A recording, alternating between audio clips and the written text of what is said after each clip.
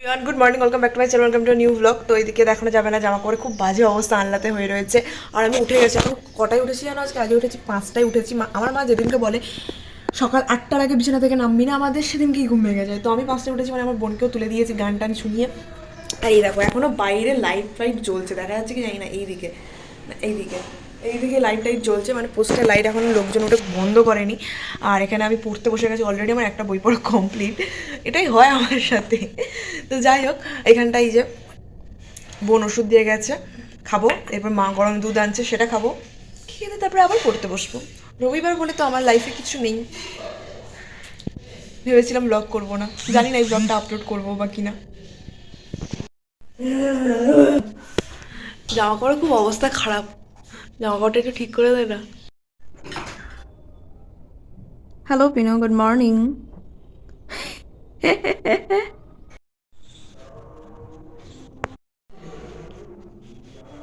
Tiffin তৈরি, খাবার তৈরি।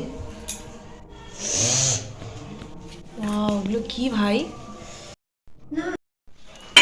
কি রান্না করছো মা? করলা আর বড়ির তরকারি, মানে শুক্তোর মতো।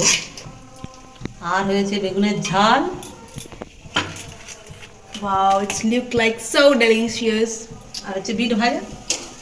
Wow. এই ডিমের ঝোল হবে না? না, ডাল করব আর সঙ্গে একটা ডিম ভাজা দেবো। এই যে বলে ডিমের ঝোল খাওয়াবে। देखिए इस इंसान को, please show your face, please please please show your face. Oh my God, একটা ছবি। থ্যাঙ্কস। তো এখানে পিন্টু সন্ধ্যাবেলা গানে গিয়েছিল, মানে আমাদের পাড়ার ভিতরে দুটো বাড়ি পড়ে। তো আমি আর মা যে অবস্থাতেই ছিলাম দুজনে নিতে চলে এসেছি, কারণ ম্যাডামের ফোন এসেছিল। আর তারপরে এই যে ওর ম্যাডাম ওকে একটা গিফট করেছে, খুব পছন্দ হয়েছে, আমার তো খুব পছন্দ হয়েছে। আর মা এখানে চা বানালো, তারপরে বাবা এখানে বাবার খাবারের জন্য প্রিপারেশন করছে। আমার দিকেও তাকিয়ে আছে, কারণ এই লজেন্সটা মা ওকে দিয়েছে। আর আমার কথা হচ্ছে সন্ধ্যাবেলা থেকে আমার হাতে দেয়নি, ও আসার পর কেন দিল? কেন দিল? কেন কেন কেন কেন কেন কেন কেন কেন?